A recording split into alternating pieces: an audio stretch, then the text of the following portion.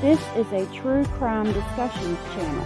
We speculate. This is all just speculation. Because it's true crime, it's for mature audiences only. There will be no children allowed, no exceptions. Everything on this channel falls under fair use. Please remember to like, comment, subscribe, and share. It's free.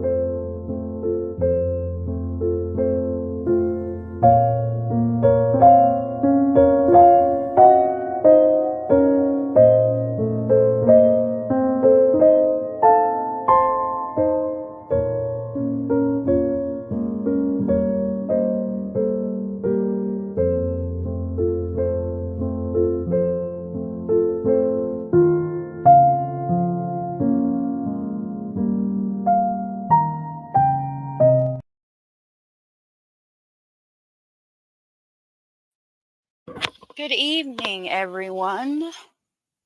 I hope all is well out there on these YouTube streets. So let me put the link if anybody comes in and decides they want to talk.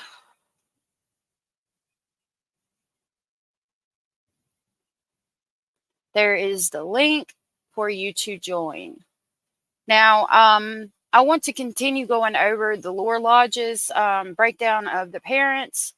But first, I did see a short video that the mob crew put out pertaining to some of the video footage that he put out not too long ago, that we went over in the other lives. Sorry, I'll get it together in just a daggone minute. I think it's this one. Yep. Okay, so I did want to do this one really quick. Only because we had been going over that video footage where he did the overlay. And I'll say it again. I really think that it is very pertinent to the best investigation. I think that's why they have now offered this $50,000 reward. And if you haven't seen that, let's pull that up first.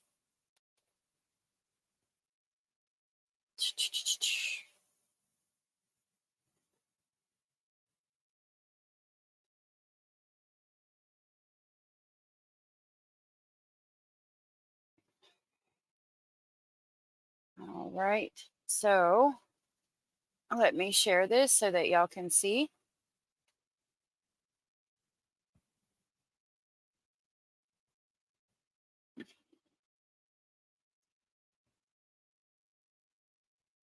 So this is the missing persons flyer. from the Federal Bureau of Investigations, not the Tennessee Bureau of Investigations. That's the TBI. This is from the FBI nationwide. They are offering the FBI is offering a reward of up to $50,000 for information leading to the whereabouts of Sebastian Wayne Drake Rogers. This comes 3 or 4 days after the mob crew put out the video with the overlay. I'm sorry, but I don't think that's a coincidence. This is Sebastian Wayne Drake Rogers. He went missing February 26, 2024 in Hendersonville, Tennessee, which is in Sumner County. He has brown or hazel eyes. He weighs 120 pounds. He's white. His hair is blonde or brown. He is 5'5", and he is a male.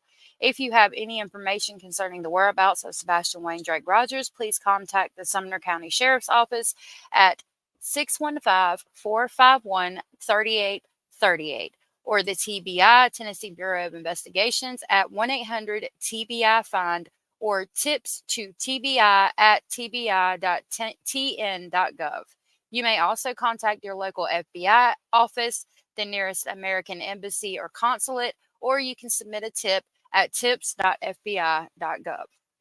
Now, I don't think that any of us have any tips really pertaining to this. If you saw something online and you think that it could be pertinent to this investigation, I can almost guarantee you they already have seen it. Please do not share things that you've seen on the internet with the FBI unless you've actually seen Sebastian somewhere on the internet, because we don't need to be wasting nobody's time. So let's look at the video that the mob crew put out real quick. This one came out just about an hour or two ago, and then we'll move on with the second video from the Lore Lodge. What's up, Mob Crew? I'm Chris. Today's video is a huge one. I'm going to be sharing some new information with you. I had somebody contact me that is very close to the neighborhood. I had to keep their identity confidential, but they did share some very interesting things with me that I'm going to share with you. Also, my video that I did where I overlaid stuff has garnered a lot of attention, especially with the locals, because they originally thought the lights were positioned in one place, but after seeing my overlay, they feel like they could be wrong, and the way I did it lines up much better. So I will also kind of explain everything in that. And again, please stay until the end, and thank you so much for watching. Welcome back to the channel, where we cover true crime, mystery, to the missing. In my last video, I explained how I lined everything up in the security footage using some basic math and science to line up a Google. I just want to say, if you have not subscribed to the Mob Crew, please subscribe to them. I've been subscribed to them for a little over a year. He is where I got the idea to show missing persons flyers at the beginning of my lives. He's been doing that for years. He always features somebody new. If you look at his intro, it states that they have featured over 1,000 missing people.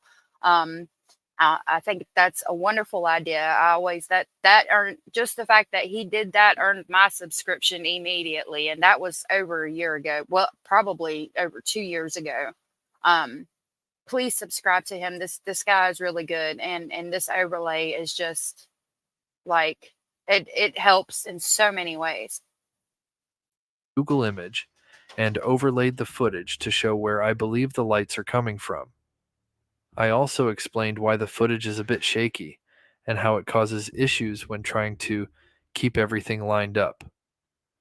But in my opinion, the lights are traveling from Roger's home across the yard and possibly behind the home to the right. I had a local who I spoke to recently who shared with me some information that has never been shared before. I will share this information here in a bit, but I just want to go over why my theory and where the footage is taken from. So in the first video that I've covered in the 2 previous lives, these lights right here are the floodlights from the house right here. We think you'll see a light in just a minute coming from right over here. This is Sebastian's house, and we think it's Sebastian walking across here to this subject number 2, a person holding a flashlight or a phone light. And then this light over here, is a car that was parked with its lights off, and then all of a sudden the lights come on. If you have not seen the video breakdown, I don't know if he'll go over it in this one. I don't think so, but I've covered it on the 2 previous lives about Sebastian, so please go check that out if you haven't. Is such a big deal. Here is an interview with Chris Proudfoot, explaining where the scent dogs got a hit near the Rogers home and the direction they went. In my opinion, after you hear this information, so he's showing you right here, this is subject 2 that just appeared, and everybody thinks it's Sebastian Rogers. and then look at how the lights behaved that night, will send chills down your spine. They started on the front porch. Okay. So here he's talking about where the scent dogs went. He's talking to narked divers about where the scent dogs picked up a scent at and where they went to. Off the front porch, the dogs cut to the right. They go all the way down the side of the house along the fence. So they went to the back side, or that Right. to the north. If you're looking at my house, Okay. it's going to be the right-hand side. The dog goes all the way down the fence. The dog comes all the way back up into the yard, and then it cuts diagonally to the house next door to us through their backyard, and that is the direction which the dogs take off. And that is exactly where the lights, right here are the floodlights, and right here is where you see the lights moving in the overlay that he did. The floodlights are coming from this garage right here, and then the lights that are moving are going right here. And he just stated that the dogs went from the front porch down the side of the house and then cut diagonally, the same way the lights were showing in the overlay of the video. Now after that, This is a combination of the path the lights were going, and according to what Chris Proudfoot claims, the direction of where the scent dogs went.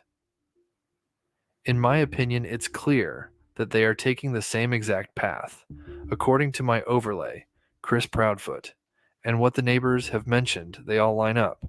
Is this just some crazy coincidence? I believe not. I honestly don't know how you could think that's a coincidence. I mean, I think that's a clue. If God handed it to you and it smacked you in the face, that's a clue right there. then it cuts diagonally to the house next door to us through their backyard, and then it cuts diagonally to the house next door to us through their backyard. As I mentioned earlier, I spoke to a local who knows the neighborhood and some of the neighbors very well. While I share the new information told to me, I will be showing a recreation of the events that allegedly happened that night. Now we know more. Footage has been released, but in my opinion, the order in which the videos have been released may not reflect the correct order of events. So this, in my opinion, might be the correct order of events. So I believe the lights we see going towards the home happened first. So we are actually seeing the alleged Okay, so he's saying here that he got some information from people in the neighborhood and he's showing you the correct layout of events and things that happened. suspects going to abduct Rogers.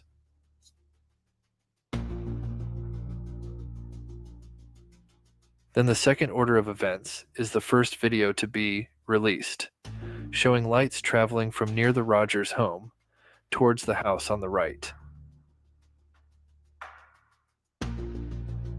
So some of the new information shared to me included that the unidentified vehicle in question was actually parked near the stop sign and on the left side closest to the house with the security footage, meaning they were on the wrong side of the road.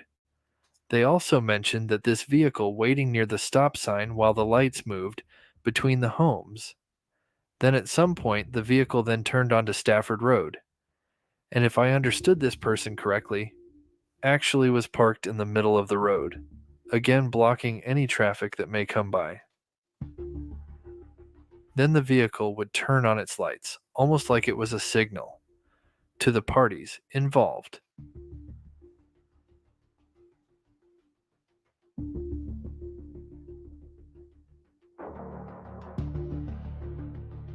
Then the car backed up towards Kellen Avenue, after which it would leave via heading towards the exit of the neighborhood.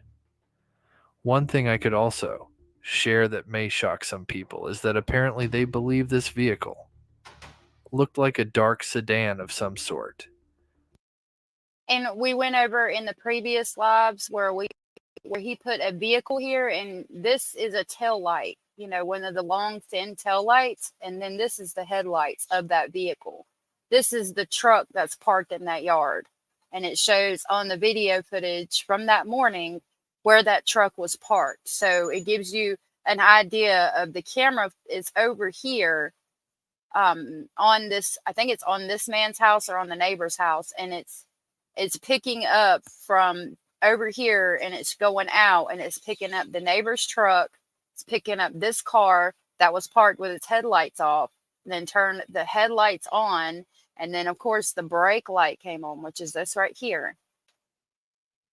If you need to see that, go check out my other videos, or for all the information, go check out the mob crew and his videos and lives he's done about it. He's done an excellent job. Again, this is only what they believe they had, saw, and could have been mistaken. But if true, this could be a giant clue into figuring out who is behind this alleged abduction.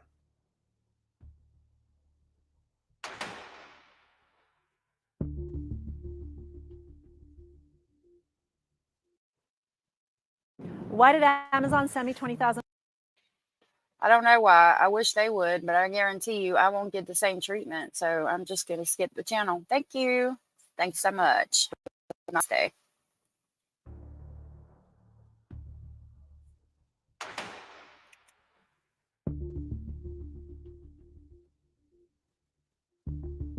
Here is my overlay of where, approximately, I believe the unidentified vehicle was parked. Again, this lines up with what I was told, and it seems this vehicle and the persons involved were aware of the cameras in the neighborhood, and this is why we are seeing this type of suspicious behavior happening the same night that Rogers disappeared. This is not a coincidence, in my opinion. Now, he has a different theory than I do on who the perpetrators involved are.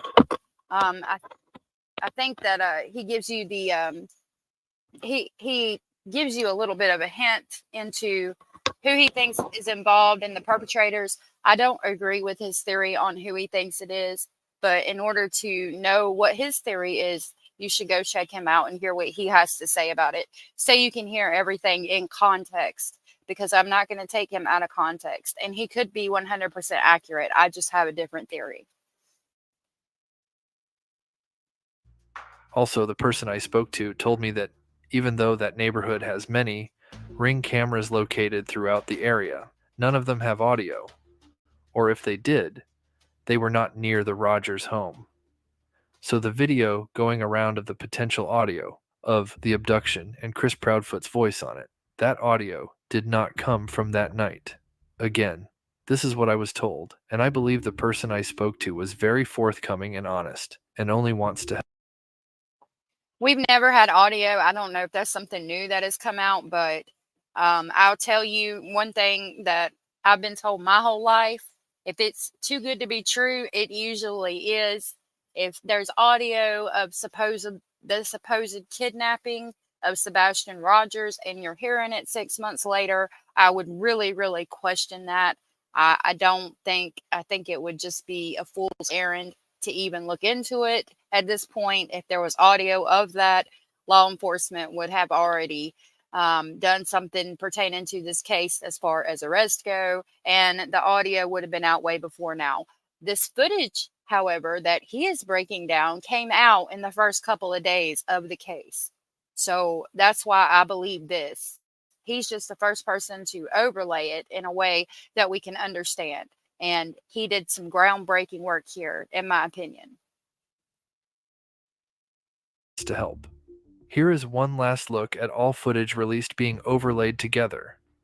I put this together to give you an idea of the amount of activity that was going on around 3 a.m., which was the same night that Rogers disappeared. Also, I want to leave with one last thing that in my opinion aligns with a potential abduction. Here is the new FBI flyer and statement. The FBI Memphis Field Office, Nashville Resident Agency, announced Monday that anyone who provides information leading to the location and return of the missing teen or to the arrest and conviction of those responsible for his disappearance could receive the reward. I don't know about you, but that sounds like they are saying they know. Rogers was abducted and are hoping somebody that night or day after saw something that could lead to finding poor Sebastian Rogers. Thank you so much for watching. Please smash that like button. Subscribe if you're new to the channel. There are many ways to support this channel by And I think that I think that they have picked up on something new as well. And I'm hoping and praying, like I'm sure all of his family is, that he will be found soon and that somebody will take that initiative to call and say something and bring this child home. I call him a baby, but you know, I call grown children babies. So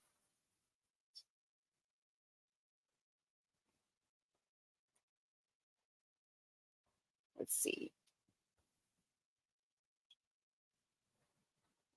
Let's go back to the Lore Lodge. I did not know I was not subscribed to him.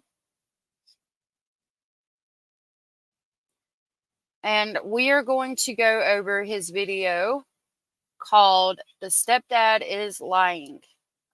Actually, well, we can do it here. We finished the first video on my previous lives, and so now I wanted to go over this now that I found my handy dandy notebook. And I want to give you my thoughts and opinions on the Proudfoots and a lot of things that I don't think people have taken into account when speaking on these parents. I also want to bring up some of the interviews and things that he talks about in this video. I have been doing a lot of research and I've got all my stuff lined up in my handy dandy notebook. And we can go over just the points that I have written down and just review it. And I will give you my thoughts and opinions on all of that. So I'm going to play his intro. If you have not subscribed to the Lore Lodge, please do so. He's another really awesome one, but I get into conspiracies and things. Goodness gracious. And I love all of his videos. He does a lot of really great videos. So I'm going to let you listen to this while I find which page in my several pages of notes I've taken on this, and we'll get started.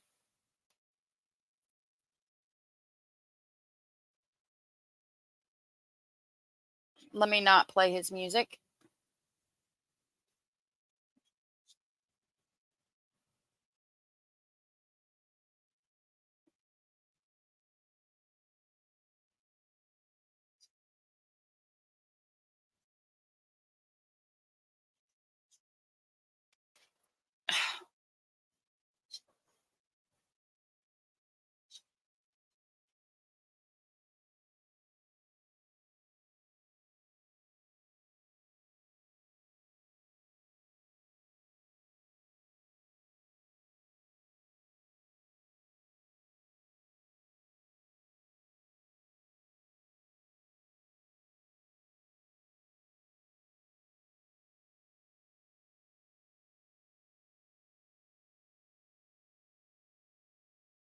Literally everybody involved. I'm Aiden Madison. Welcome back to the Lore Lodge.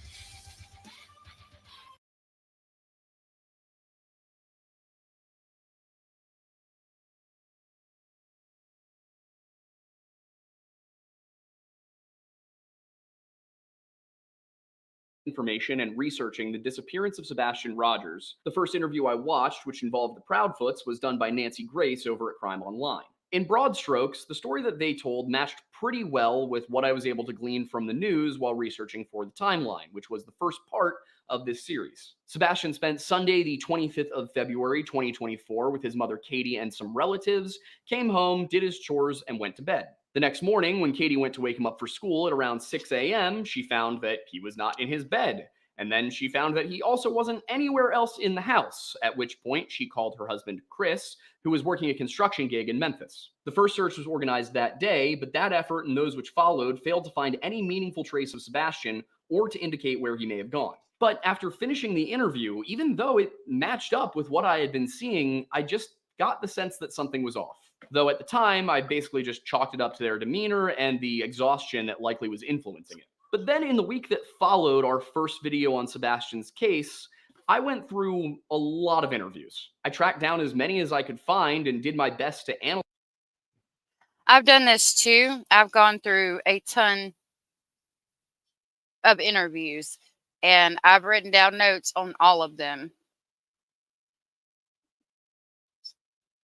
Them and determine how it was that all these pieces of the story fit together. And they just didn't. I found numerous instances of Chris Proudfoot telling slightly different stories, some of which can only really be described as outright lies. And this is true. He does lie in some of his interviews, and it's been proven, and I'll prove it again tonight. But I think there's a reason for that, and I don't think it's as salacious as everybody likes to say it is. This, in turn, led to even more digging. I don't think that I possess the words to adequately describe the rabbit hole that I have been in since I was asked to take a look at this case a couple of weeks ago. It just goes so far beyond anything I would have expected, and I feel like every time I run into an answer, there's just a whole bunch more questions resulting from it. And on top of the already just confusing nature of this disappearance and this state of affairs, fact of the matter is, a ton of what I guess could be described as evidence in this case, a ton of the hints as to what may be going on, are basically just he said, she said, and very difficult to corroborate. And to give you an idea of the scope of... And that's very true. There's been a lot of interviews on this. I mean, too many to even count. And it is a lot of he said, she said. But there's a lot of hurt in this. And I think people are letting their feelings, I think people in this case are letting their feelings for one another get in the way of finding the child. Certain parents in this case are letting their feelings and hurt and emotions that they have towards one another cloud their ability to try to get their son's name out there and to just push him to the forefront and put all of your emotions and feelings that you have towards somebody else in the back.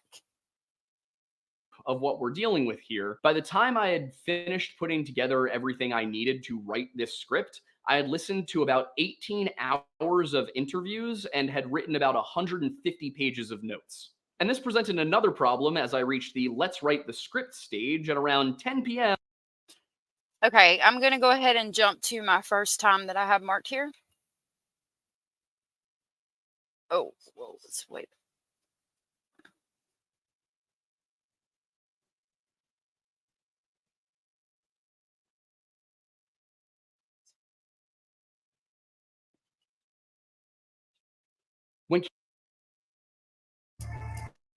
What's real and original isn't.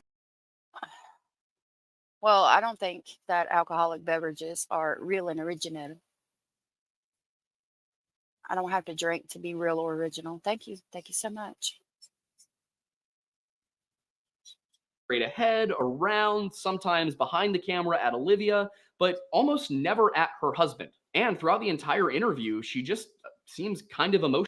When Katie would speak, she would typically look straight ahead, around, sometimes behind the camera at Olivia, but almost never at her husband. And throughout the entire interview, she just seems kind of emotionless. Chris, on the other hand, would speak looking directly into the camera while almost never looking at Olivia or even his own wife.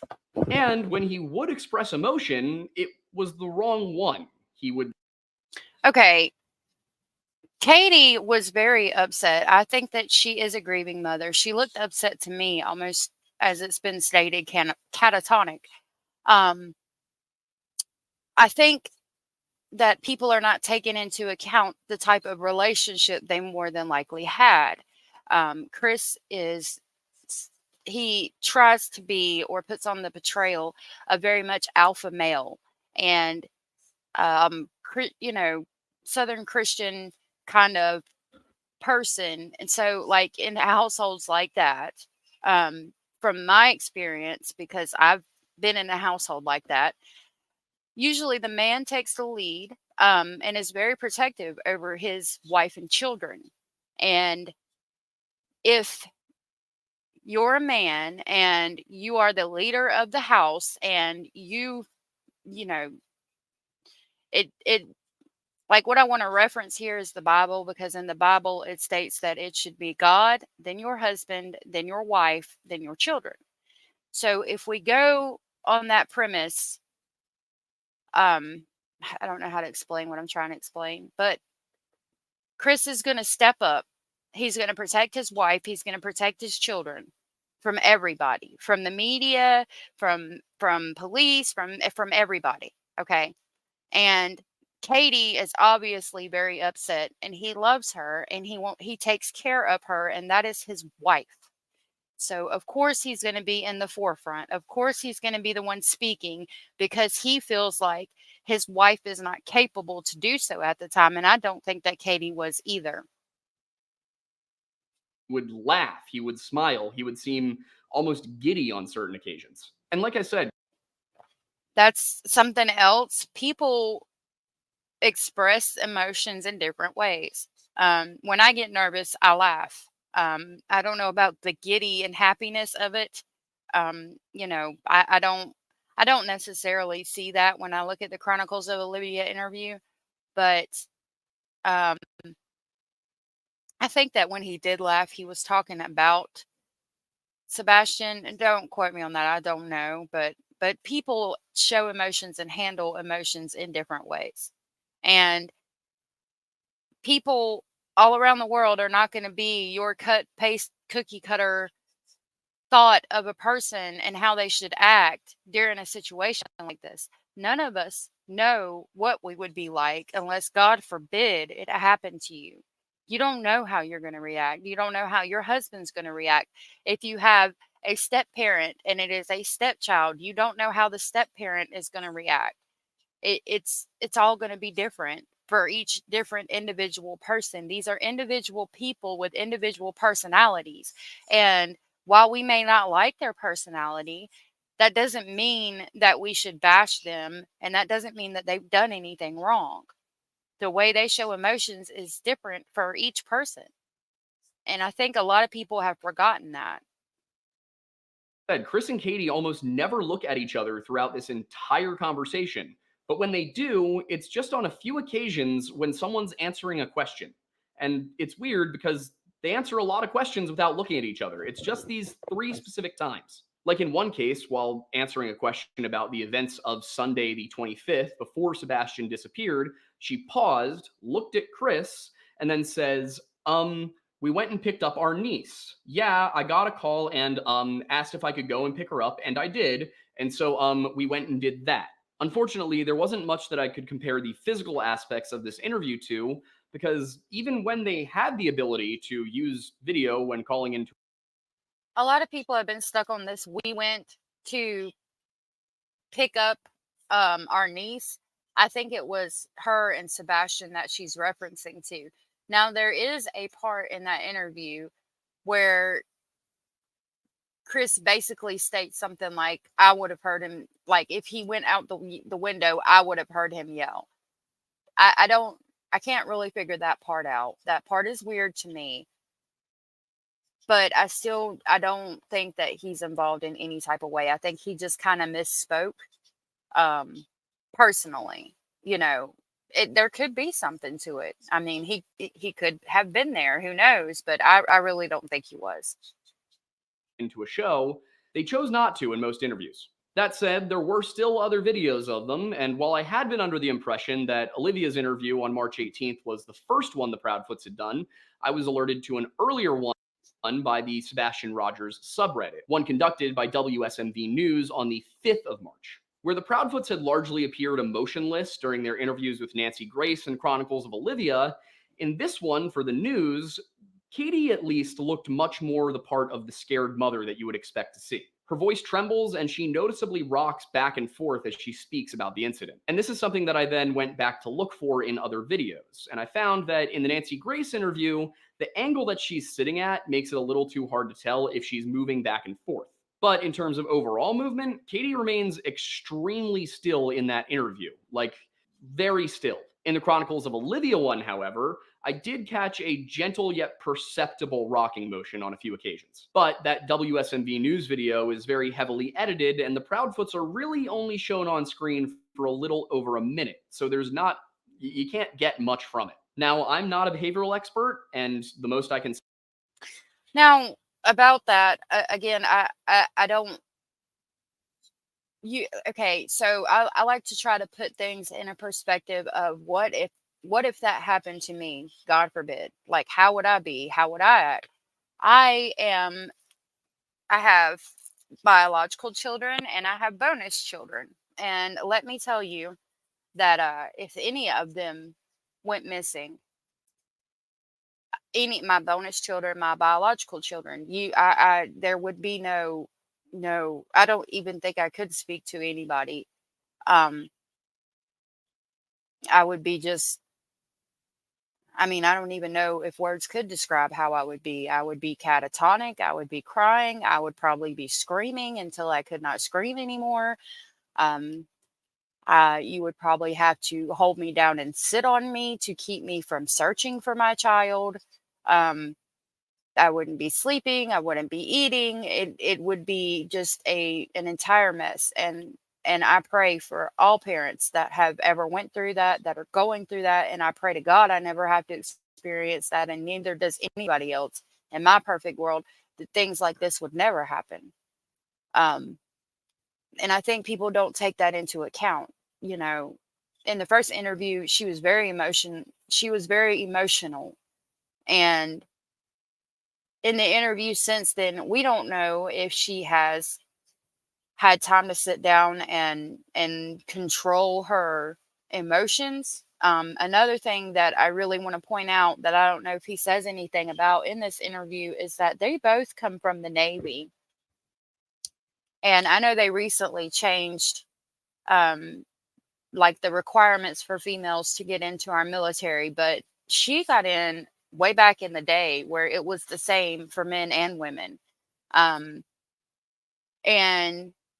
if you are in any type of military, they train you to kind of know how to handle your emotions, because if you are out there on the front line and your partner, your mate, whatever, your friend, whatever is out there and gets, God forbid, shot or something, or steps on a mine, you can't let your emotions cloud your judgment. You have got to react, not cry. You got to react with life-saving maneuvers to get your partner or your soldier or your brother in arms, sister in arms off of the field and get them the medical attention they need. And a lot of people don't take this into account. These are military. These are members of our military.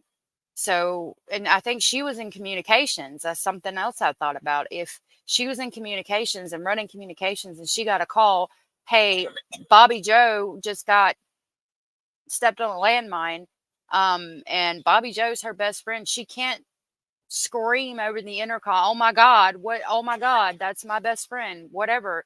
You've got to control your emotions. So she's had training that most of us have not had on how to control emotions, and so is he. And I don't think people think about things like that, and I think they should. Can say is that I've gone and watched behavioral experts talk about these interviews, but I have not gone through enough analysis yet, so I'll get to those in the part 3 of this series. But what I will say is that it wasn't just the demeanor.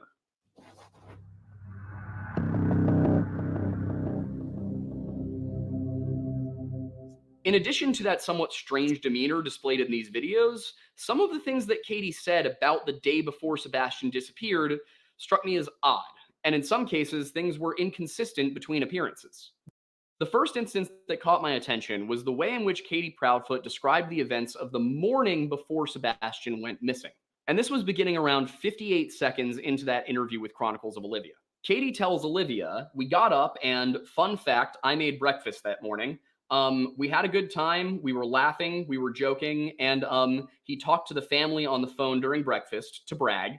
Aside from the choice of words being a little strange, it struck me as odd that she included that little detail about her making breakfast. If it were just her and Sebastian in the house, and at no point has she ever talked about Sebastian liking to cook, who else would have made breakfast that morning?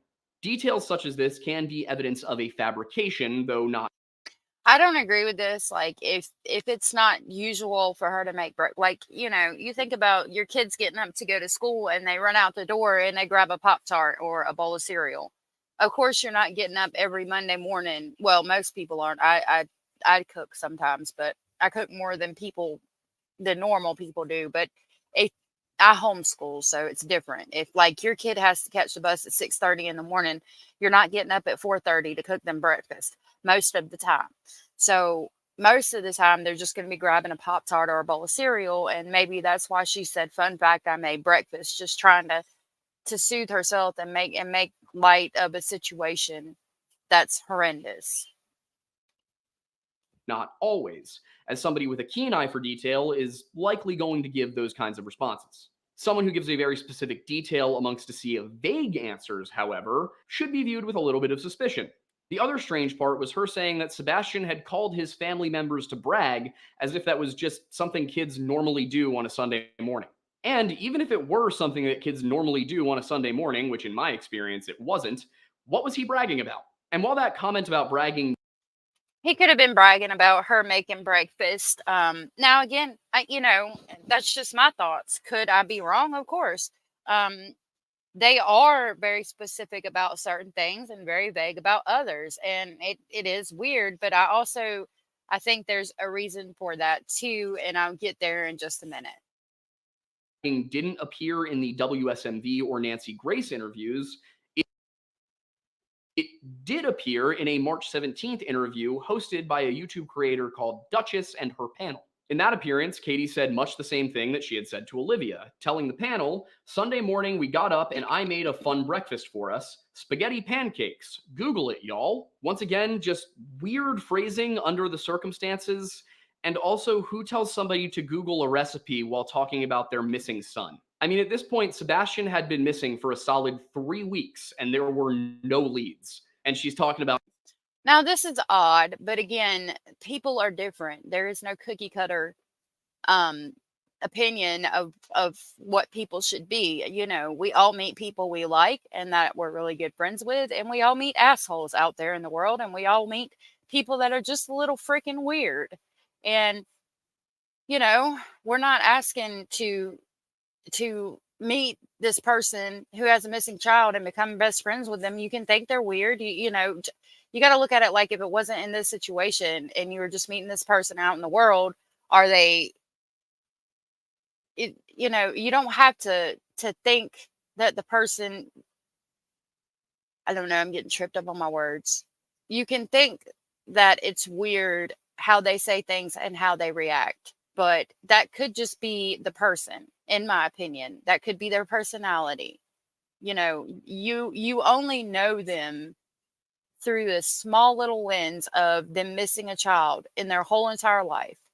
You can't judge them on how they act, especially when something so horrendous and tragic and devastating is going on as a child is missing. Everybody is going to be weird and should act one way in your opinion, but are doing something different.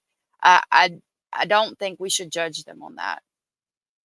About spaghetti pancakes and bragging about how she made breakfast. In any case, she continued saying, "We FaceTime family while we were eating so he could brag, because that's something he likes to do, and we were laughing and joking on FaceTime and having a good time." I do want to say I understand that Sebastian is on the spectrum and maybe this calling family to brag thing is something that he likes to do, but in multiple interviews, Chris Proudfoot said that his son was kind of struggled speaking to adults, even family members. But after this, she said, "We got a call to go and pick up our niece," which matches what she told Olivia to I'm fall just asleep skipping. before they had hung up. I'm just What if recording high quality content? I'm good. Thank you though. I'm just going to skip to where my notes are. and go through that.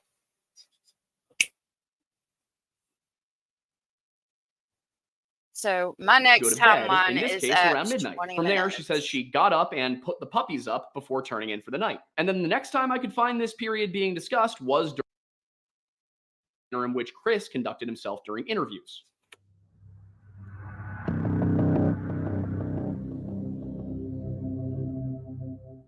Throughout the appearances made by the Proudfoots, one thing I noticed is that Chris very much seemed to be in control of the narrative they presented, and he was the one fielding most of the questions. Now, this goes back to what I was saying about when you live in a household where the man is in charge and he takes care of the family and the wife and the children. That's how it is. He's going to be the one to speak. He's going to be the one to handle most things. He's going to be the one that the rule maker, the person who talks to people that are not inside of the house, like the press and the police and things. That's just how it is.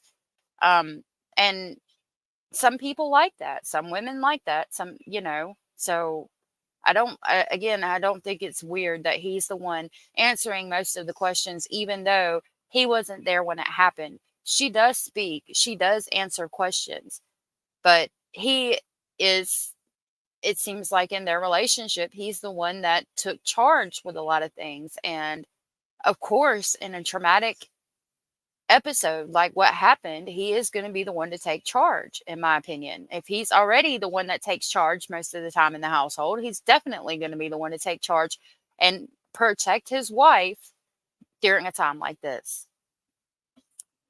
But then upon closer inspection, I noticed that he also frequently avoided answering questions. He would say something that would sound almost like an answer, but it would avoid the substance of what he was being asked. Now, Katie, it seems, did this too, but there was really only one instance that stuck out to me, and that was from the March 17th interview. I believe it was Duchess, but it might have been another member of the panel who asked, "How many pairs of shoes does Sebastian have?" Katie answered saying, "I'm not going to tell you how many shoes he has, but I will say that all the shoes he has are accounted for." Beyond hiding some form of severe neglect, I cannot fathom. I don't understand why she wouldn't tell them how many pairs of shoes he had either. But I do have a theory on Chris and the reason he speaks the way he does and things. I think it's very easily explainable when you take this one thing into account, and I'll tell you what that is when we get there. Fathom a reason to completely withhold this information. While I could understand not giving an exact number because any deviation from that given number could engender suspicion from the internet, I don't understand not at least giving an estimation like, oh, he's got about half a dozen pairs, he has about 4 pairs, he has about a dozen pairs. But then after one of the panelists named Crystal said that she didn't quite hear Katie, Chris clarified that she said she would not divulge how many pairs of shoes she has, but law enforcement has accounted for every pair of shoes. And Katie then, without prompting or missing a beat, followed that up with what to me sounds like a correction when she said, "I have accounted for all of his shoes." Now, personally, I feel like the panel probably should have followed up on that, but they didn't, and Katie once again claimed that all of his shoes are still accounted for inside the house still during their appearance with Nancy Grace. Now, during that interview, as well as several others, Chris avoided, refused, or simply failed to answer numerous questions, and in some cases for reasons that I just find utterly bizarre.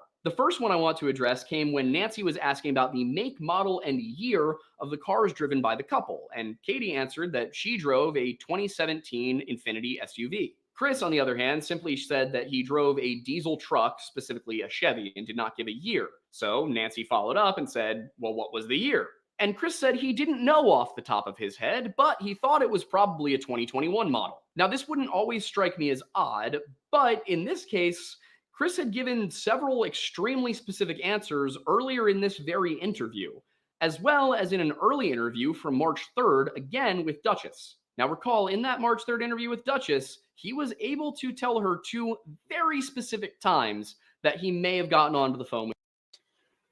Now, one thing that nobody takes into account is that this man has been married, and I think married 4 times, divorced 3 times. Okay. And he has a very, very, very, from what it sounds like, extremely close family friend that is a, I would dare say, prominent lawyer in that town. This man has had to go to court, had to state why he should not pay alimony, more than likely, and why he wants a divorce several times. This man has been through the legal system a lot, from what it sounds like. Specifically with the divorces, I have not looked up his criminal record. I doubt he has one, but he has a very close family friend that is a lawyer, so close that this lawyer represented him in his divorce from his, I know from Nina, his ex-wife that he has a child with, and from all of the custody issues and battles it sounds like they have going on. This man knows how to speak, when to speak, what to say, what not to say, and when and where to do it. I don't think anybody takes that into account. The way he speaks and the way he says things is to purposely redirect you, because he knows, because I feel like his mindset at all times, no matter what, is that anything I say can and will be used against me in a court of law. So therefore, he speaks the way he does, maneuvering in ways as to not actually answer a question, but answering it just enough to give you an idea. Now, the time, what he's about to go over with the time period, he can be specific about that because he doesn't need to be evasive in that answer.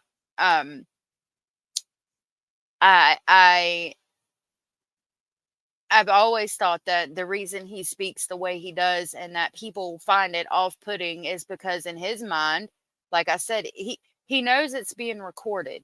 He knows it's going to be on record out there somewhere. So he has to be very careful about what he says. And from what it sounds like, Nina has to be the same way, because it sounds like they are constantly fighting each other for custody of their baby. And unfortunately, when you are going through things like that, like child custody hearings, and knowing that any and everything you say can and will be used against you in a court of law, you have to train yourself to speak certain ways and to think certain ways, and especially to think before you speak. And I think he does this in all aspects of his life, especially, probably not at home with his wife, but other than that, I think that, yeah, he's all the time doing that. You don't know if your coworker is going to go back and tell your ex-wife something that could be used against you in a court of law. For sure, the media, you don't know, that's being recorded, that's being put out there for the whole entire world to see.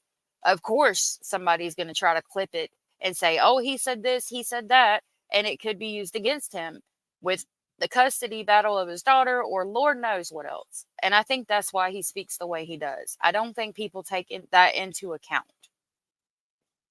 With his wife, 9:43 and 9:46 p.m. And most people under those circumstances would say around 9:45.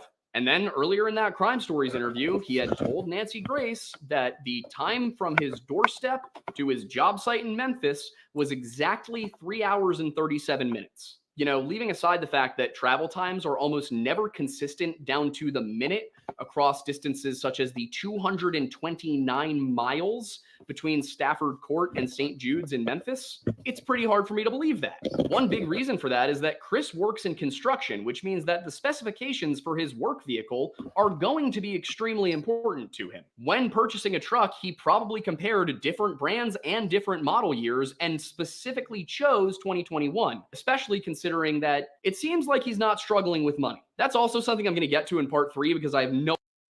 Now, I don't agree with this. My husband works a construction type job, and we didn't take into account the specific year model pertaining to his job.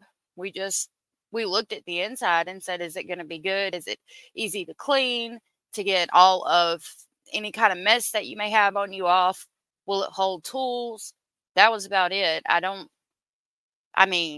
I guess you could say that that's pertaining to his job and is specific to the year of the vehicle, but I don't know.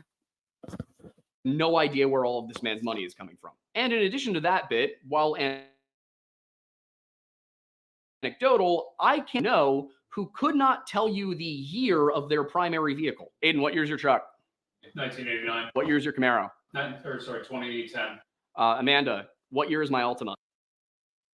Now, I think that in order to get insurance on your vehicle, you have to know the year model of your vehicle. I think he knows the year model of his vehicle. I think he just wasn't saying it because, again, the way he's thinking is everything can and will be used against me in a court of law. So let's go ahead to the next one I have marked, because I don't want to play the whole thing. Like, if you want to see everything he has to say, please go and subscribe and watch his video.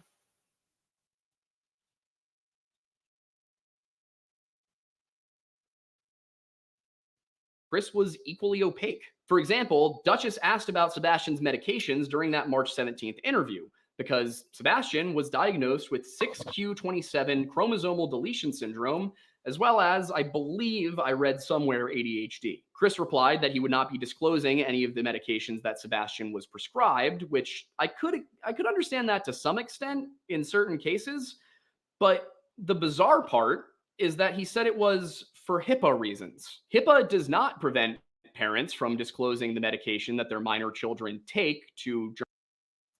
Now, I think he should have, I don't know, like maybe to the police, telling them what type of medication Sebastian was on so that pharmacies could be notified and know if somebody comes in looking for those specific medications to flag it. But it is none of our business what medications he's on. And I will tell you, as a step parent, when I take my stepchildren to the doctor, I have to have a power of attorney signed by a biological parent stating that I am allowed to bring them there and speak to the doctor on behalf of the biological parent. And it has to be notarized by a notary. And usually a judge has had to lay eyes on it.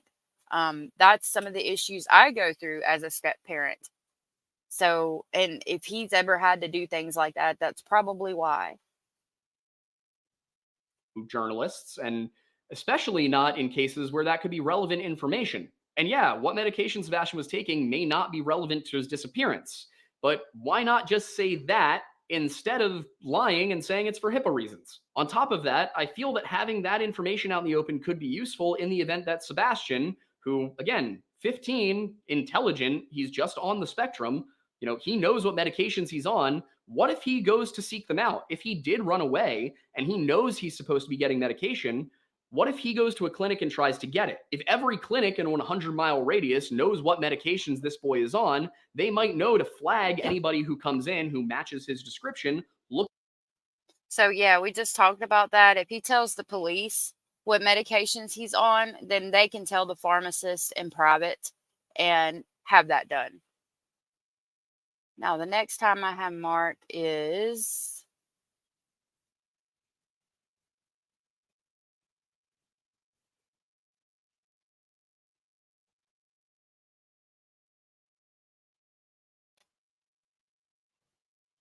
oh, I'm sorry.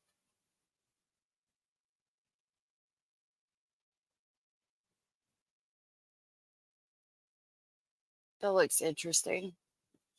I want to go swimming in the office pool. Why can't I go swimming in the office Are pool? familiar with military housing, and I checked this with one of our Discord members who just got out of the Navy. When you're married in the Navy, you get better housing and benefits. So without making any concrete accusations, I do have to wonder if it's possible that Chris married Nina Gomez and the 3 women before her solely for the benefits. This could explain why he went from marriage to marriage, why he married a woman he only met on a few occasions, and why he was upset when she got pregnant. It could also explain why he wasn't. I agree with this statement.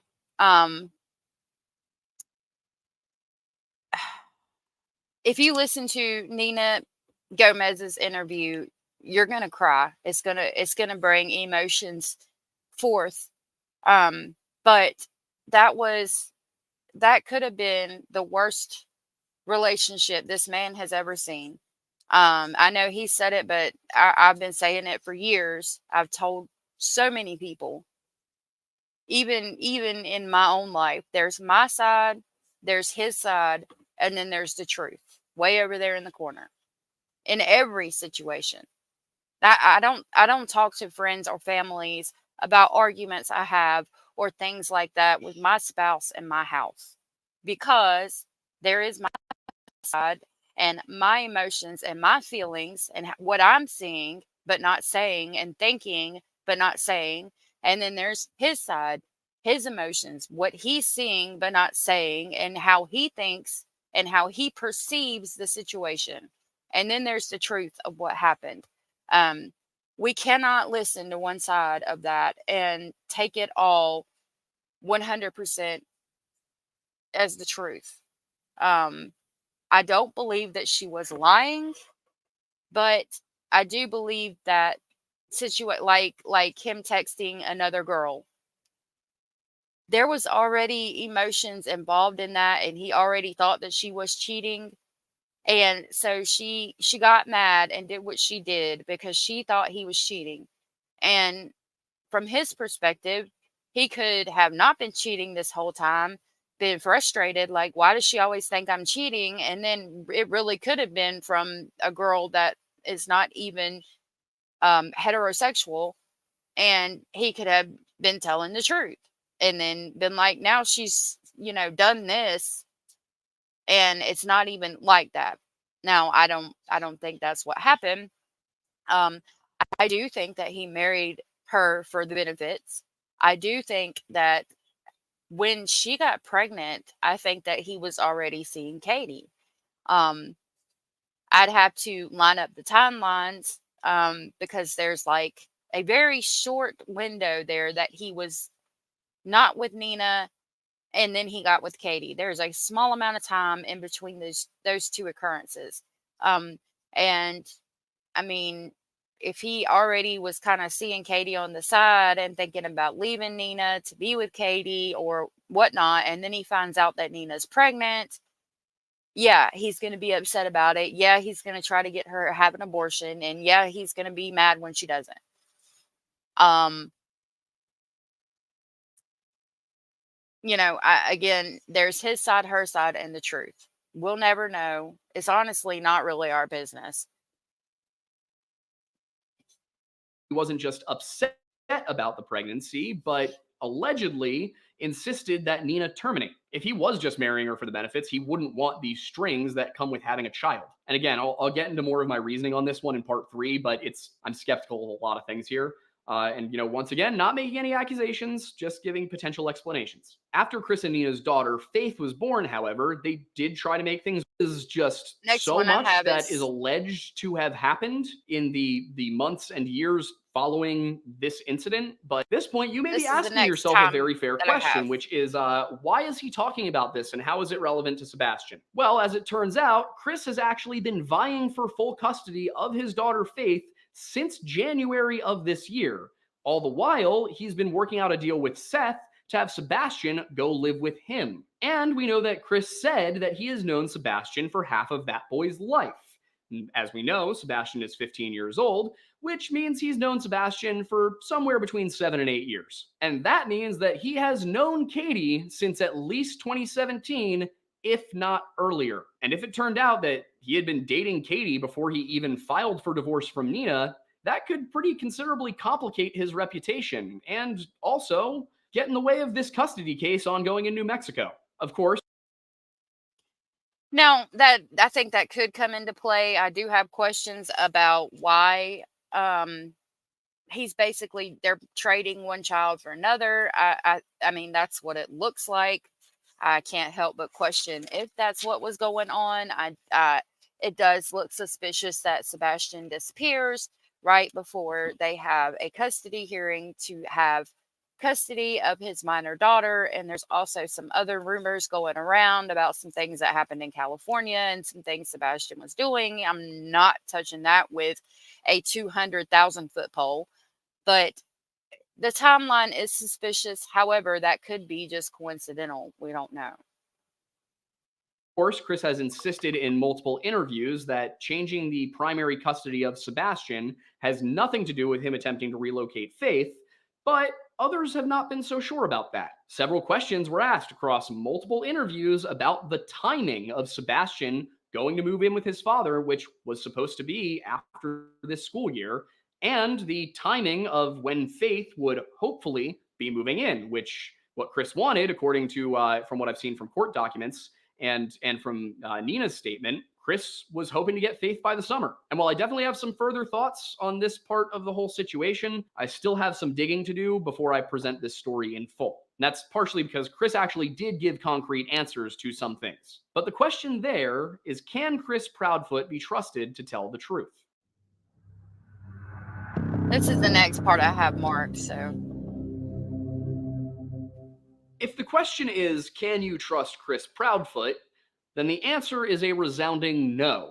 And I say that because, and I will admit that I buried the lead here, Chris Proudfoot didn't even tell the truth about whether or not he'd taken a lie detector test. On a full 3 occasions during the March 17th interview, I think this Chris is said important or because he is implied that lying. he had taken and passed a polygraph. Now, of course, polygraphs are not admissible in court. They are more for investigative purposes, for ruling suspects in and out, and even then they shouldn't be used in isolation. But the important part here is he said 3 times that he took one. About an hour and 45 minutes into the conversation with Duchess on March 17th, he said, while talking about the situation with his ex, people have asked about interrogations and polygraphs.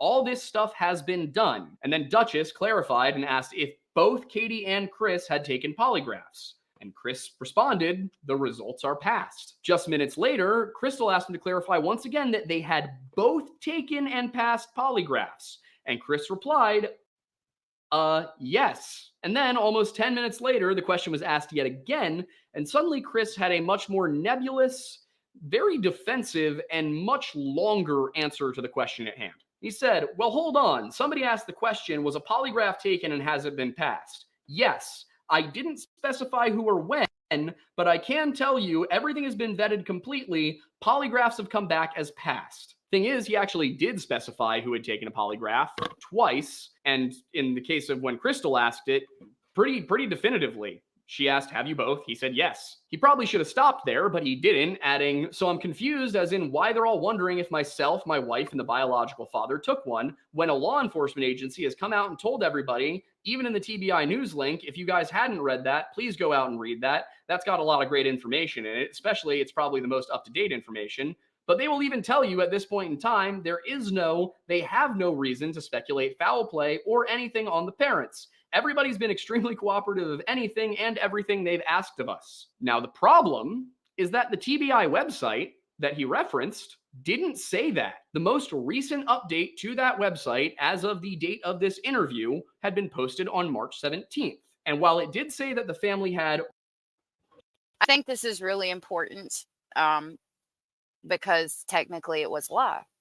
Remained cooperative, it absolutely did not say that they were cleared. I also think it's important to point out the difference between everybody's been extremely cooperative and the family has remained cooperative. Those have different connotations. But what the TBI report actually said... This is important because there's things going on now about one of the parents not being cleared. Said in regards to, whether or not foul play was an issue, was at this stage in the investigation, there are few clues to indicate what happened to Sebastian or where he may be. There is not proof at this time that there is a criminal element involved in his disappearance. But also, there is not any proof that there is not a criminal element involved. So agents and investigators are reviewing any possibility at all that may indicate where Sebastian is. That, however, is not the lie I'm referring to here, even though it is a blatant lie. The lie we're focused on here is the one where on the 25th, just under 8 minutes into the conversation, Nancy Grace asked point blank, okay, have the two of you taken a polygraph? Katie replied, I have, while Chris replied, I have not. So, I mean, that's a different answer from the 3 he gave to Duchess's panel. And he elaborated, I've offered and volunteered on many occasions to take a polygraph, and I was told directly by law enforcement that because of my whereabouts, I did not need one. I want to also say that at no point have I stumbled across any confirmation from law enforcement that they did confirm he was in Memphis that night. Haven't come across it. It might be out there, but I sure haven't seen it. If somebody has it, send it to me, and I'll factor that in.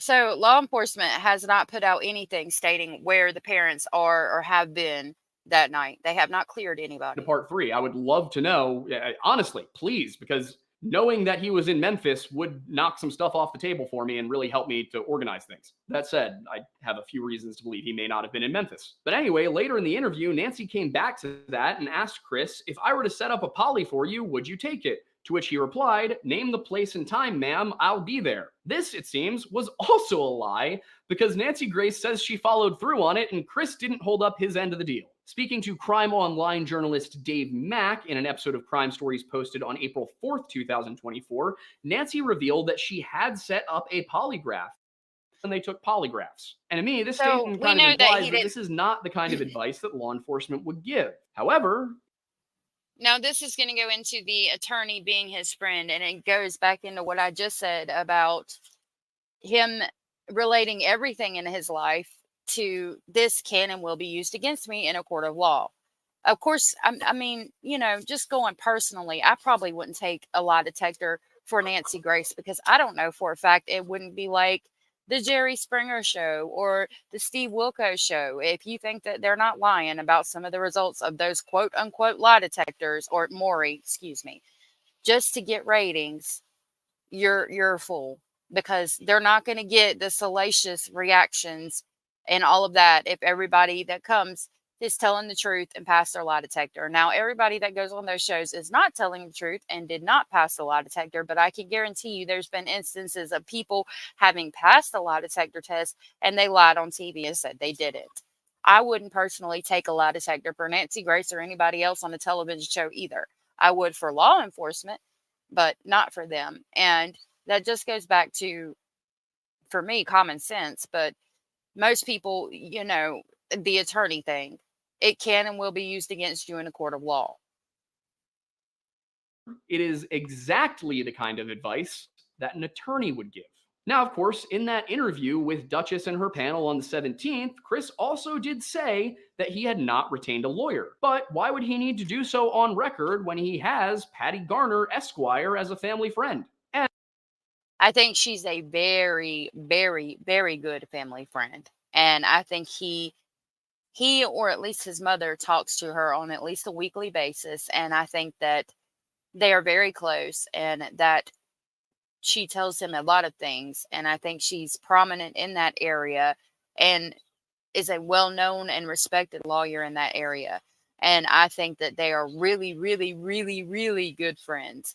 And he gets all of his advice from her. And I want to be clear here, you know, while I said I have to verify some things about the Nina Gomez story, I have verified that Patty B. Garner was the attorney here. She did represent Chris Proudfoot in those hearings about Faith back in September and October of 2017. And Nancy wasn't done. You know, she went ahead and she asked Dave Mack, didn't Mr. Proudfoot, Chris Proudfoot, Sebastian Rogers' stepfather, didn't he tell us he would take a polygraph anywhere, anytime? Isn't that true? Dave confirmed, and Nancy added, he also told us, should I believe him or my lying ears, that he has never taken a polygraph before. Didn't he tell us that? Once again, Dave confirmed this to be the case, and Nancy then asked him, did he not tell another outlet that he had already taken a polygraph and passed? So we're going to skip ahead to this part. Basically within 2 minutes in the Nancy Grace interview, he said that he and Katie had left because, oh, by the way, I forgot to mention this one as well. Sometime between that March 18th interview with Olivia and that March 25th interview with Nancy Grace, they left Hendersonville in an RV to go to Memphis. And again, this is the kind of thing where it was inconsistent because in interviews, now, that one, I don't understand. I don't think I'll ever understand. If one of my children or one of my bonus children went missing, you would not be able to pull me away from that house unless I was out walking, searching. And somebody would be at my house in case my child come back. I'll never understand why they left in that and left in the RV. People have said it's because people were in the area hounding them and harassing them. But still, I would not have cared. You would have not been able to pry me away from the residence where my child might have come back to.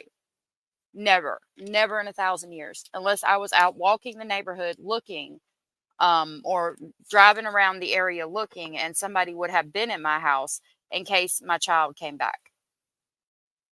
they told, I think it had actually left by the 20th. In the Nancy Grace interview, they said that they had left so that Chris could go back to work. But in that same interview, when Nancy Grace asked Chris where he was working, he said that it was up in the air. So the question is, was Chris employed by the construction company working at St. Jude in Memphis, Tennessee on the 25th of March, 2024? Or was he not? Because from what he tells Nancy Grace, it's Schrodinger's job. But back to the polygraph, Seth, when asked if he knew the truth about whether or not polygraphs had been taken, said that he did not know. And then he contradicted Chris's claims again by telling Nancy that he also hadn't taken a polygraph when Chris said that he had. And remember, on that panel with Duchess just a week before this, he said that all three of them, he initially said that all three of them had taken and passed a polygraph. And then he... Now, that's just an outright lie. I don't know why he lied about that. That does not make any sense to me. That is questionable. Said, you know, he and Katie definitely had. And then there was that weird kind of cagey response where he said that the TBI had cleared him rather than just straightforwardly answering the question. Which, honestly, I mean, the fact that rather than say yes or no to the question of whether or not he'd taken a polygraph, he went and obfuscated it and then goes on to say, oh, and also wasn't done here either. Quickly moving along to another hot. This is the next one I have marked, and I am going to refer to another interview real quick to show you this lie. But I think there's a reason for this lie. Hot topic of conversation that, to be honest, I had to save for this part of the video for narrative and structural purposes. But that was the admission by Chris Proudfoot that he had hit Sebastian with a belt. Now, you may be asking why it is that an admission qualifies as a lie. And the answer is that even when Chris Proudfoot's telling the truth, he's lying. To give you some background here, to explain my point of view, in their March 25th appearance, Nancy had asked, I want to find out about Mr. Proudfoot hitting Sebastian with a belt. What happened? Katie initially tried to answer this question, saying that was actually several years ago, before being cut off by Nancy, who insisted that Chris answer it. Chris, after saying that he thought the question was addressed to his wife for some reason, considering she said Mr. Proudfoot, said Sebastian had gotten in trouble. He got caught lying. And I asked him, I said, hey, you know, you've got to have a punishment for this. He says, yes, sir. And I said, okay. So I gave him a swat with a belt on his buttocks on the outside of his clothes. One swat. Nancy had asked him if this was the first time that he had ever hit Sebastian with a belt, and Chris responded, yes, ma'am, the one and only time. Now, you can probably guess where this is going at this point. Nancy asked when this occurred, and she was told, years ago, ma'am, but that wasn't enough. She pressed him. She said, you know, how many years ago? 1, 3, 10? And the question that was given was at least 3. And then finally, she had asked how all of this turned into a CPS complaint. And Chris said it didn't turn into a CPS complaint. And this, of course, is also a lie. And in the episode...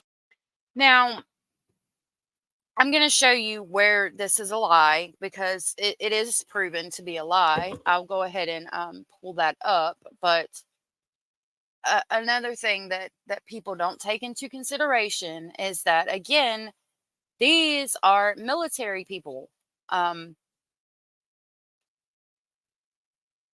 You know, their discipline is not, they're going to have their mercy. These are military folks. So they're probably got a different approach when it comes to discipline, and people don't take that into account. And CPS doesn't look kindly on people who spank their children with a belt. We may not agree with it, and that is fine. But what he does in his house, how they punish their children, is on them. Again, they're military folks, so you got to remember that when you think about that. You know that people who have military parents, their parents are always really strict, always about order and discipline, and there being a routine, and all of the things have to be very straight, strict, and in order. And there's always a punishment when things are not very straight, strict, and in order.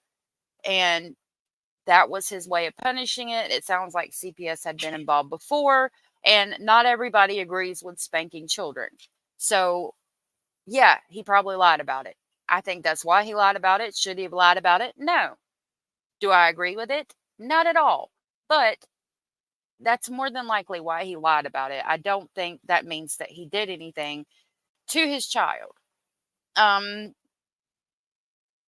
So here,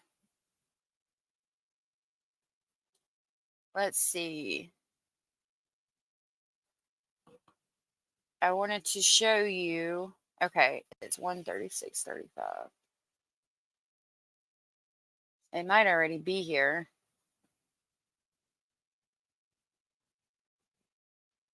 There are those who. So we're looking at the proof of the lie.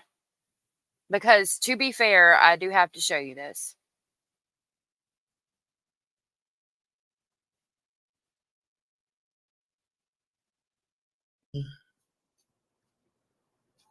Okay. 36.35.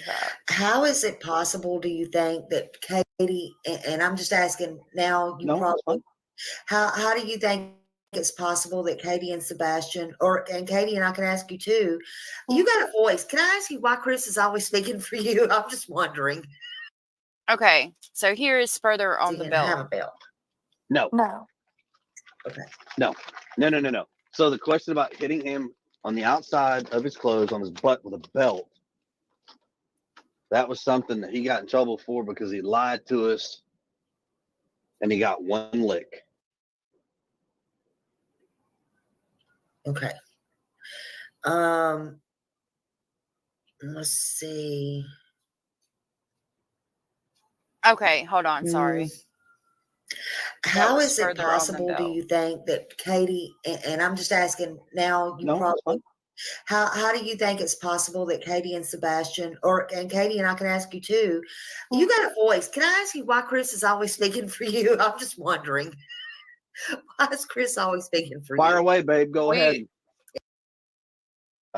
We talked about that part already. Please forgive me because it's going to You're sound fine. like Say it. Say well, it. it's going to sound.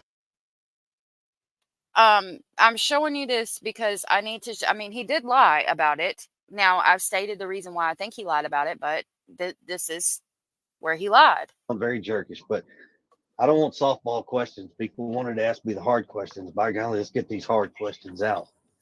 Sorry, but I just. Well, let me start. Okay. Have you ever had CPS called on you before? Yes. Okay. Okay. And you don't have to go into it elaborate or anything like that. I just, that was the question that I had. And that happens, sometimes, especially when you have a child who is, has special needs and stuff. That's hard. I've had it. Well, I'll be honest with you. I've had CPS called on me in 2 states, New Mexico and Tennessee. And and did that include with Sebastian? Tennessee was Sebastian, yes, ma'am. Okay. And in fact, Sebastian here, I'll just, like I said, I got nothing to hide. So Sebastian went to school one day because we were at the house. He got in trouble. He didn't have a belt on. I was like, where's your belt? And got it. Whack. Kind of got him. So he goes to school and he tells the teacher. They're mandatory reporters. So the teacher reports it. That afternoon, CPS shows up to the house while we're actually sitting down to eat dinner. Now, mind you, 15-year-old child, he's not real happy because he's in trouble, so he's being punished.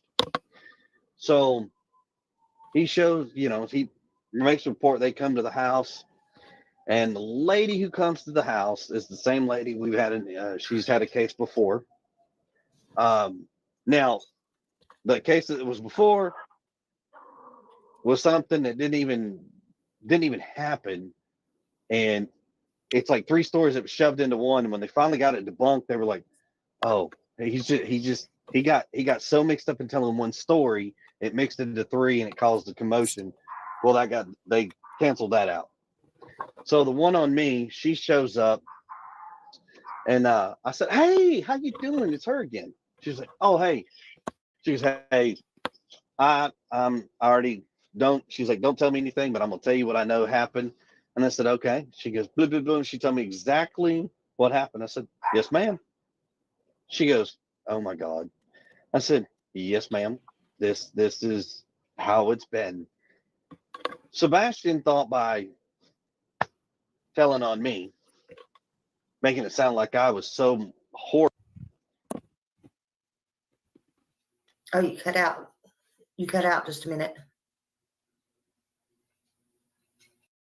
Now, let me say that it does concern me that he felt like Sebastian was telling on him to make him seem so horrible. And, you know, children do sometimes hold hostilities towards step parents, but I just wonder if he held resentment towards Sebastian because of things like this. Because of the way he describes Sebastian's perception of him.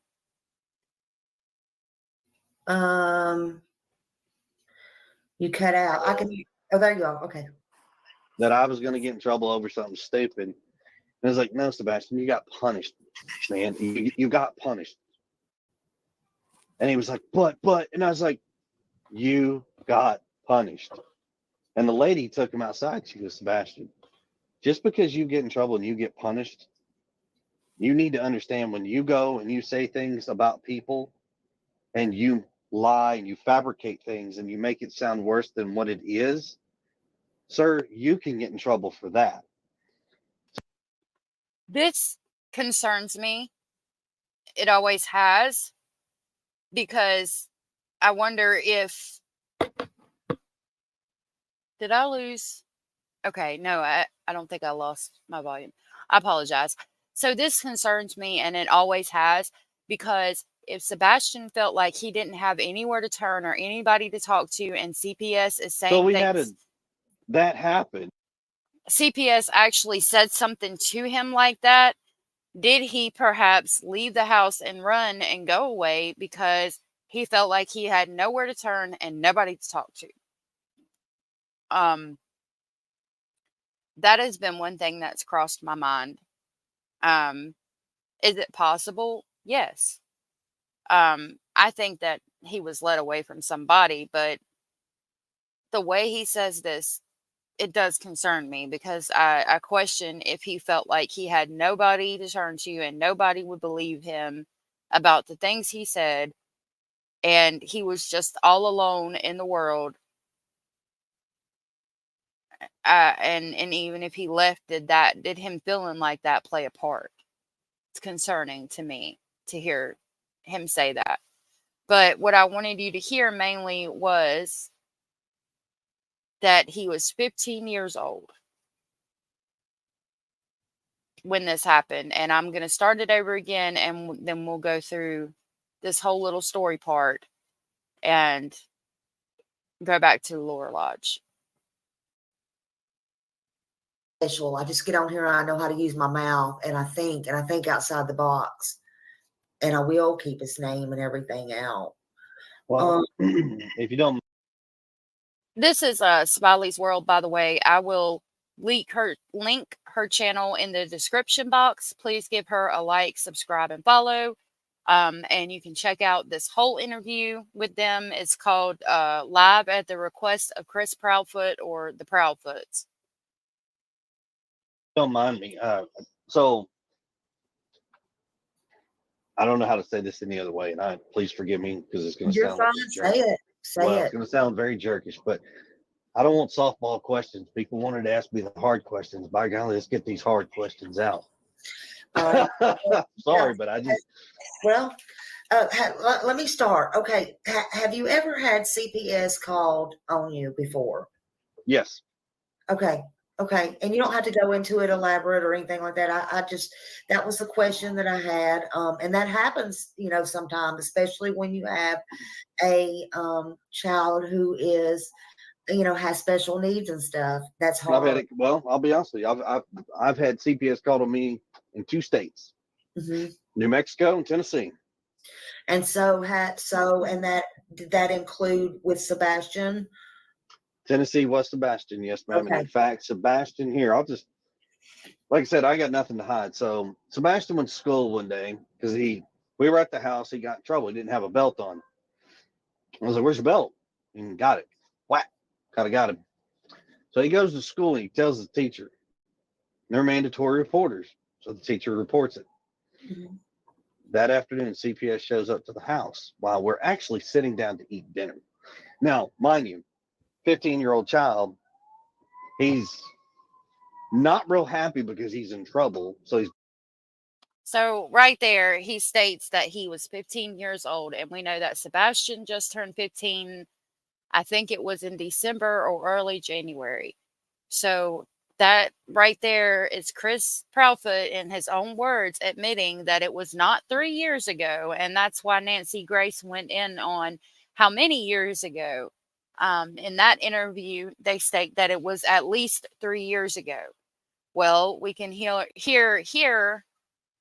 him say that it wasn't 3 years ago. He's being punished. So he shows, he makes a report. They come to the house, and the lady who comes to the house is the same lady we've had. She's had a case before. Now, that also concerns me because he says that she's the same lady we've had before. So that tells me that there's been another case. So you've had possibly 3 cases, or 3 or more cases. There's another lie, but I think, if he is lying, I think it's because it's a CPS case. That's not something that you want to talk about. If you've ever had one, or if something like that happens to you, I'm sure that's not something you want to go and shout from the rooftops. That's something you want to keep private and not put out there, because what if Sebastian was exaggerating or something, and then it makes you look bad and it really was nothing.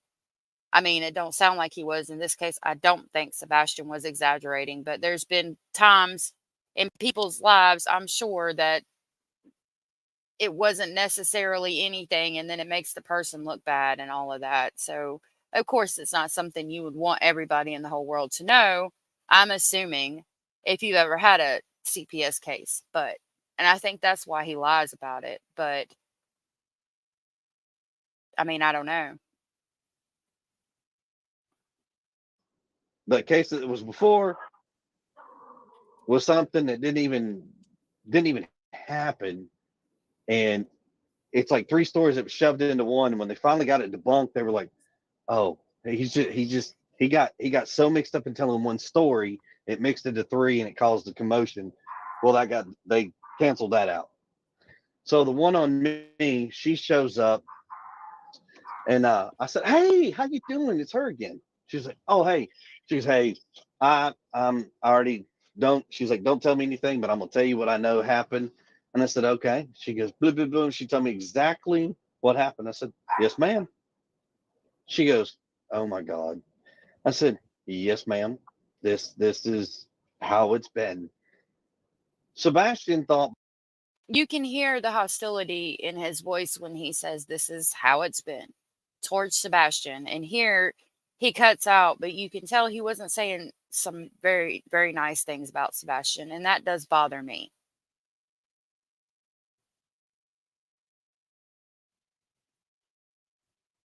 Thought by telling on me, making it sound like I was so horrible. So here, where he Oh, you cuts cut out, out. you You can cut out tell just a he's minute. going on about how Sebastian thinks he's this horrible person and he doesn't like him. And You cut out. I can. Oh, there you go. Okay. and that bothers me, because if he really thought that Sebastian thought he was this horrible person and he didn't like him, did that influence the way he treated him and his hostility for Sebastian? I mean, that could come into play. We don't know. That I was going to get in trouble over something stupid. And I was like, "No, Sebastian, you got punished, man. You got punished." And he was like, but, and I was like, "You got punished." And the lady took him outside. She goes, "Sebastian, just because you get in trouble and you get punished, you need to understand, when you go and you say things about people and you lie and you fabricate things and you make it sound worse than what it is, sir, you can get in trouble for that." And like I said before, this concerns me because it makes me think that Sebastian felt like he had nowhere to turn, no one to talk to, no one to listen to how he was feeling. And when he did get frustrated and think that things that were going on in his life were wrong. So we had that happen, and the lady was like, I am so sorry. And I said, no, he's just a child. He's upset. It is what it is. I'm okay with it. Mm-hmm.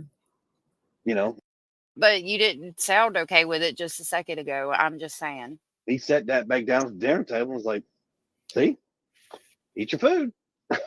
And we went back and everything's been fine. Yeah. Well, I certainly hope so.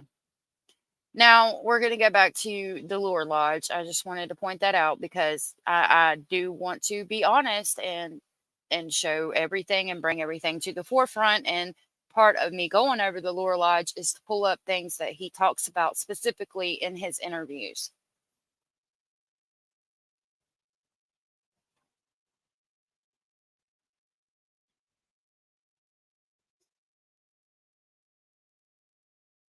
So we're going to go back to the stepdad is lying. I'm going to finish this out for tonight, and then we will continue on with the FOIA information I have on the Madeline Soto case tomorrow.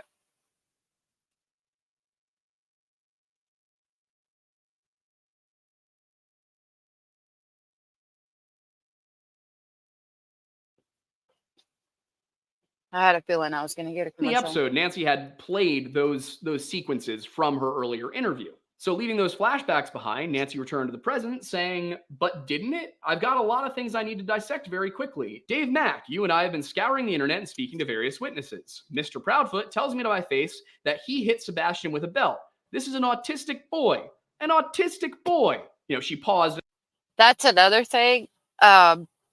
They just found out that he was autistic. Okay. So if they were thinking this whole time that he had, I mean, I know he had the chromosomal deletion syndrome, but if they thought that, if they didn't know he was autistic and being from the military had the strict order of things, strict discipline, strict rules, strict routine,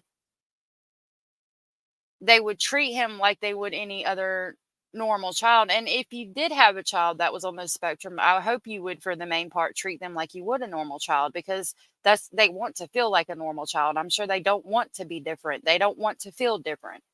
A lot of people take that out and just holler from the rooftops that, but he was autistic, but they only found that out like maybe a year or so ago. So, you know, they already have been raising him a certain way and doing certain rules and certain things in the household. I mean, by the time he's 13, 14, 15, they've figured out what works and what doesn't.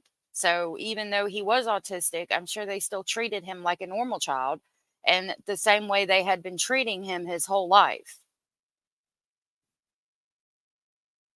I'm pretty sure in this same interview, she said that no child should be hit with a belt.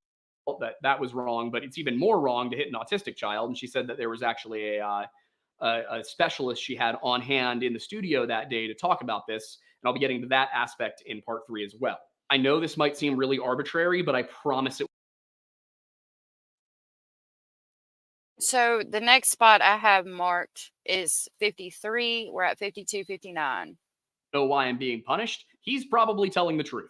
So, you know, if he didn't tell the kid why he was being punished, that's a whole new level of abuse considering the autism. He continued, you got punished. And he was like, but, and I was like, you got punished. And the lady took him outside. She goes, Sebastian, just because you get in trouble and you get punished, you need to understand.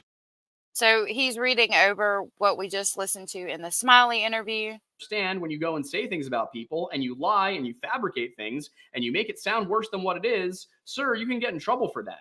So we had that happen, and that lady was like, I am so sorry. I said, no, he's just a child. He's upset as what it is. I'm okay with it. You know, he set that back down the dinner table and was like, see, eat your food. And we went back and everything's been fine. So, you know, just the picture of temperance from a man who beats his autistic son with a belt and doesn't explain why. I mean, if we're being real here, because again, there's no question about whether or not Sebastian was hit with a belt by his stepfather. So if we're being real here, Chris could have absolutely nothing to do with Sebastian's disappearance, and he would still be a massive piece of shit. And I do have to wonder if these interviews and these records. Just because you think he's a piece of shit, that doesn't mean, I mean, you know, we all have our opinions. And some of the things that he does, and I'm sure everybody in the whole entire world does, can be considered shitty at some point in their life. I want to say what this has to do with it, I don't know, but it could play a role if he left the house willingly because of, like I said, even the CPS lady wasn't helping him and he felt like he had nowhere to turn. All of these things could play a role in it if we're looking at it from every possible perspective of what could have happened.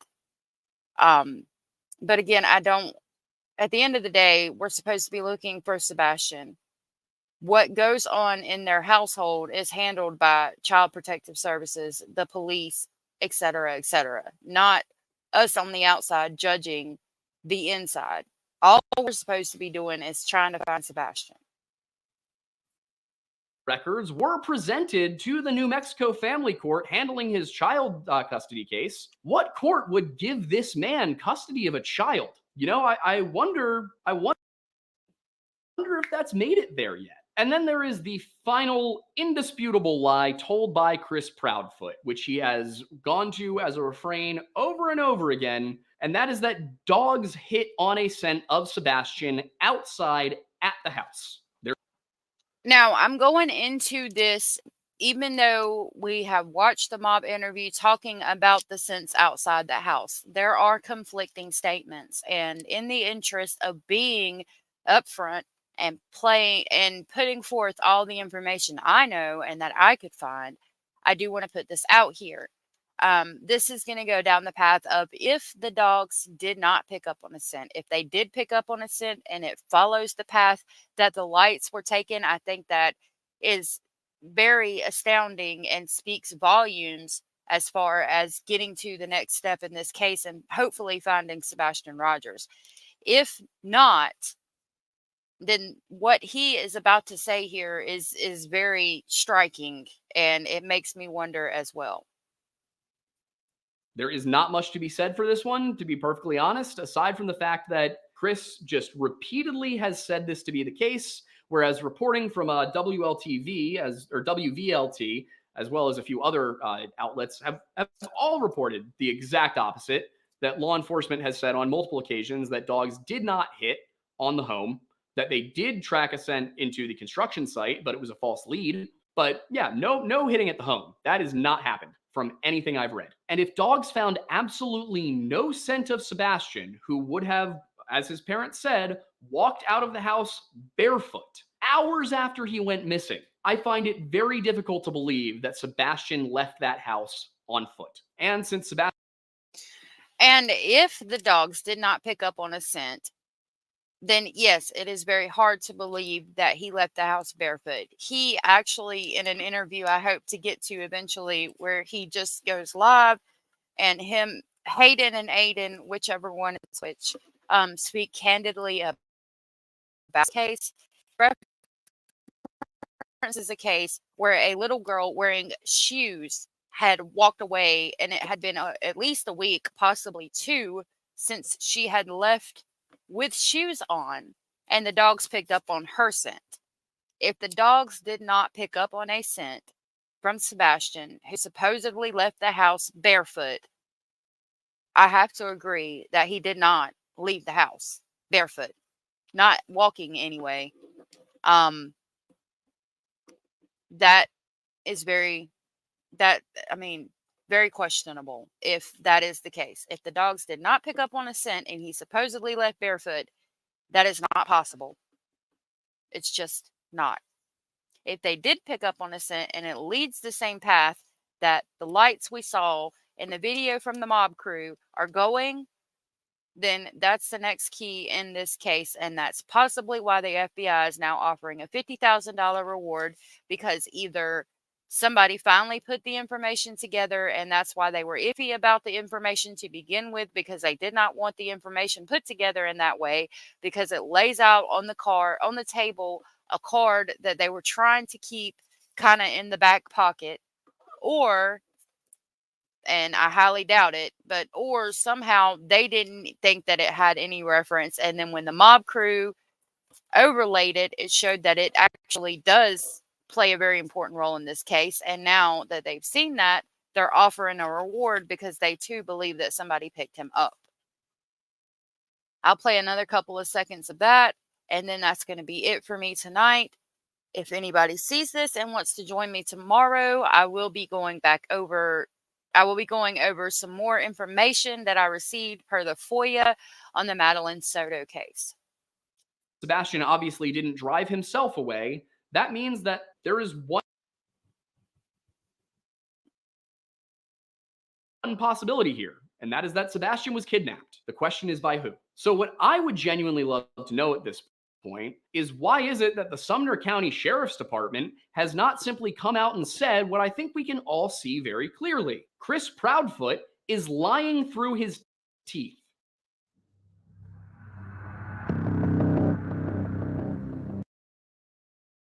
Okay, so that's all I'm going to play of that video. I highly suggest you go and watch that video. He does lay out a lot of great information. And like I've said before, I really like how he lays it out because of the way he does it, because he has education. He has furthered his education in the Department of Historical Events and knows how to lay them out historically and accurately. It makes his breakdowns a lot easier to follow, and they are in order, in timeline, and it just makes it a lot easier. It's somewhere I hope to be with this channel one day. I just have a lot going on during the day in my life, and hopefully I'll get there, and maybe I'll get some people watching my channel by then. If you're watching this on the replay, please consider hitting that subscribe button. It helped me out more than you know. If you like my breakdown, if you like what I have to say about it, if you have caught yourself thinking even one or two of the things that I have said in this video, please consider subscribing. Please consider giving me a like and sharing this video with others.